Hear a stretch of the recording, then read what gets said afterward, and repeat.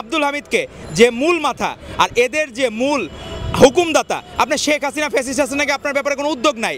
আপনার আব্দুল হামিদ পালিয়ে গেল, সাবেক রাষ্ট্রপতি, এক অদ্ভুত কারবার। আপনি ছোটোগুলারে মুরগি ধরতেছেন আর বড়গুলা রাঘব বোয়াল বাদ দিয়ে আপনার ছোটো ছোটো চুনোপুরি ধরতেছেন, তখনই বাংলাদেশের মানুষ সন্দেহ করবে। আর আপনারা যারা মনে করছেন একটু দীর্ঘসূত্রিতা হলে আপনাদের ভোট ব্যাংক ভাঙবে, আমরা ধারণা করি আপনারা বোকার স্বর্গে বাস করছেন।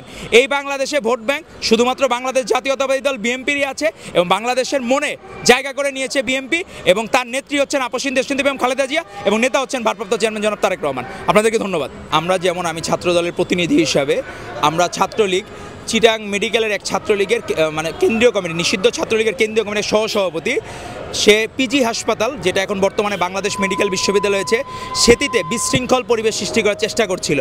আইন শৃঙ্খলা বাহিনীর সহযোগিতায় আমরা তাদেরকে 3 দিন আগে আমরা ধরিয়ে দিয়েছি।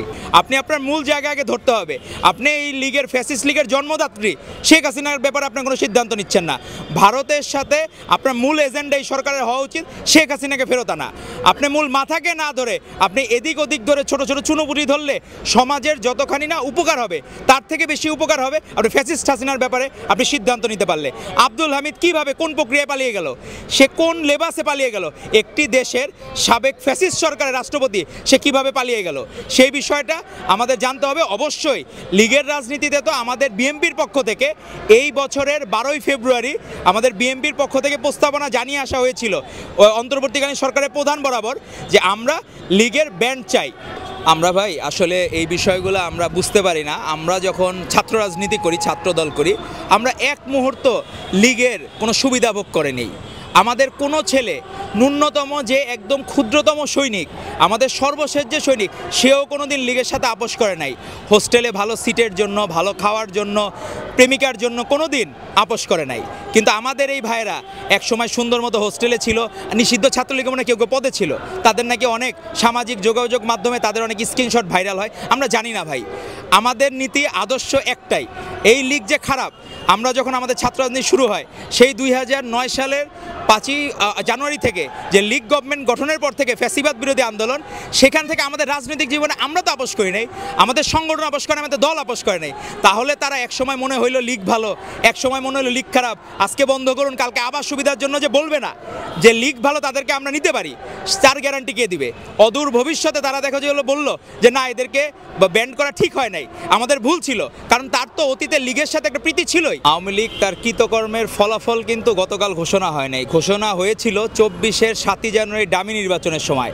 আমাদের ভারপ্রাপ্ত চেয়ারম্যান জনাব তারেক রহমানের ডাকে সাড়া দিয়ে 95% বাংলাদেশের মানুষ জনগণ কিন্তু ভোট কেন্দ্রে যায়নি। তারা হাসিনাকে তখনই লাল কার্ড দেখিয়ে দিয়েছিল। আর আজকে আপনি ফলাফলের কথা বলছেন।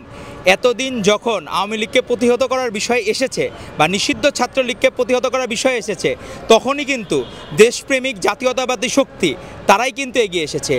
গতকালও এমন হয়েছে, আমাদের এক নেতা অঙ্গ সংগঠনের, সে তার আপন ভাই যে লীগ করে তাকে পুলিশের কাছে দিয়েছে, কারণ সে মনে করেছে যে এই লীগ সমাজের জন্য ক্ষতিকর। এটি কিন্তু আর আমরা দেখতেছি যারা গতকাল করেছে আমরা তাদেরকে সাধুবাদ জানাই, আওয়ামী লীগকে নিষিদ্ধ করার দাবি, কিন্তু এটি যাতে আবার মব সৃষ্টি না করে সেদিকে আমাদের খেয়াল রাখতে হবে। আমাদের মবের রাজনীতি, মবের সংস্কৃতি থেকে বের হয়ে আসতে হবে আমাদের। আমরা কখনো অতি উৎসাহিত হয়ে এমন কোনো কাজ উদ্বুদ্ধ করব না যারা ক্ষতিকর, তাদেরকে আমরা চেষ্টা করব আইন শৃঙ্খলা বাহিনীর মাধ্যমে তাদেরকে প্রতিহত করার চেষ্টা করব, কিন্তু কোনো ধরনের মব আমরা উস্কাইয়ে দেব না। কোনো ধরনের এই সমাজে আমরা যখন বাস করেছি, আওয়ামী লীগ যারা করেছে এর মধ্যে আমরা ধরলাম অধিকাংশ খারাপ, কিন্তু কিছু ভালো মানুষও তো তখন ছিল, এটাও আমাদের মাথায় রাখতে হবে। আপনি ভালোগুলোকে আপনি যদি দমন করেন, ভালোগুলোকে নিধন করেন, খারাপগুলোকে আপনি পেট্রোনাইজ করতেছেন। আপনি আব্দুল হামিদকে যে মূল মাথা আর এদের যে মূল হুকুমদাতা, আপনার শেখ হাসিনা ফ্যাসিস্ট হাসিনাকে আপনার ব্যাপারে কোনো উদ্যোগ নাই। আপনার আব্দুল হামিদ পালিয়ে গেল, সাবেক রাষ্ট্রপতি, এক অদ্ভুত কারবার। আপনি ছোটোগুলারে মুরগি ধরতেছেন আর বড়গুলা রাঘব বোয়াল বাদ দিয়ে আপনার ছোটো ছোটো চুনোপুরি ধরতেছেন, তখনই বাংলাদেশের মানুষ সন্দেহ করবে।